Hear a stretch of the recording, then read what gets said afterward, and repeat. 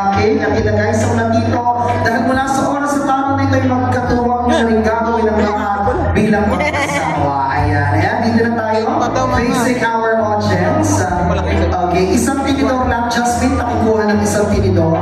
Ayan, pakibigay muna po ng tinidor kay Sir Carlo. Ayan, at hindi ko gagawin na nakakagalihan natin na sabay silang magsusubuan.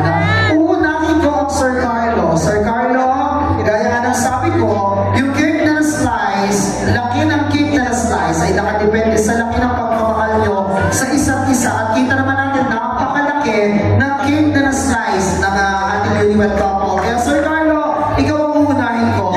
Mula sa cake na slice, slice ka muli. Depende sa laki ng pagmamahal mo kay Ma'am Annalyn. Ma'am Annalyn, ito yung pagmamahal. Gaano mo nito kalaki, hindi mo ito pwedeng tanggihan. Kailangan mo itong tanggapin ng buo o paunti-unti. Sinusunod ng slice ka, depende sa laki ng pagmamahal mo kay Ma'am Annalyn. Ayan, sige, slice. Ayan, okay. Sir Carlo, it's time para subukan ang iyong misis. Okay. At the count of three, ay palit lang pagmamahal mo kay Ma'am Annalyn. Okay lang yan, may tubig tayo nakaredy, huwag ka mag-alala. Sabi ko nga, hindi naman kailangan tanggapin ng buo, pwedeng paunti-unti. Ayun, so eto, at the count of three, 1, 2, and 3, at tinanggap ng buo na Ma'am Annalyn. Palakpakan naman natin ang aming bride. Thank you so much. Painumin muna natin ng tubig ang Ma'am Annalyn. Ayan, Ma'am Annalyn, inom ka muna ng tubig. Ayan.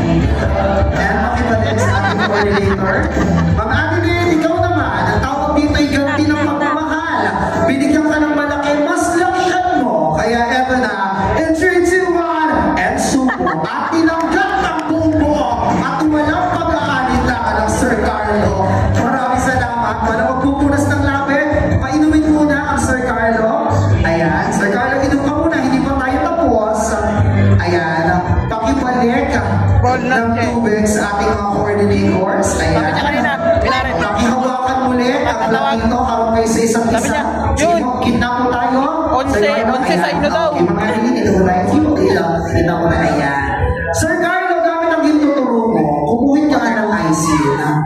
Pakilagyan nga ng IC ng mga labi ng Ma'am Annalyn. Sige, dumihan mo.